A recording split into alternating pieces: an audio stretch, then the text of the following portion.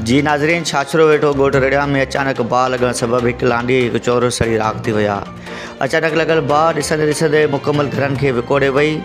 मौजूदु सभु कीमती सामान, अनाज ऐं रोक रक़म खे साड़े राख करे छॾियो। तफ़सील आहिनि त छाछरो वेठो ॻोठ रड़िया में अचानक लॻल बाह हिकु चौरो ऐं हिकु लांडीअ खे बाह विकोड़े वई। ॻोठ वासी यमू पुट चागलो जे 50,000 रोक रक़म, सोना ज़ेवर, 3 अदद ओम चांदीअ जा, नक जो कोको, हिकु छेर, कड़ियुनि जो जोड़ो, जॾहिं त अनाज में 5 कटा ग्वार जा, ॿाजर जा 4 कटा, 2 मण मुंग, 2 कटा मूठ सां गॾु घर में मौजूदु समूरो सामान सड़ी राख थी वियो।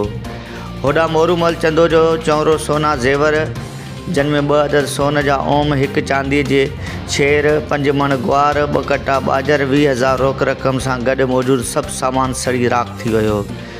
जीअं सबबि पुरत खुले आसमान हेठि अची विया आहिनि। हिननि तक जे चूंडियल निमांदे ऐं वसवारनि खे अपील कई आहे त नुक़सान जो अज़ालो करे मुतासिर ख़ानदान जी माली मदद कई वञे, जीअं हू फाका कशी खां बची सघनि। Report Najibullah Dahot, Sindh Sachal news, Chachro.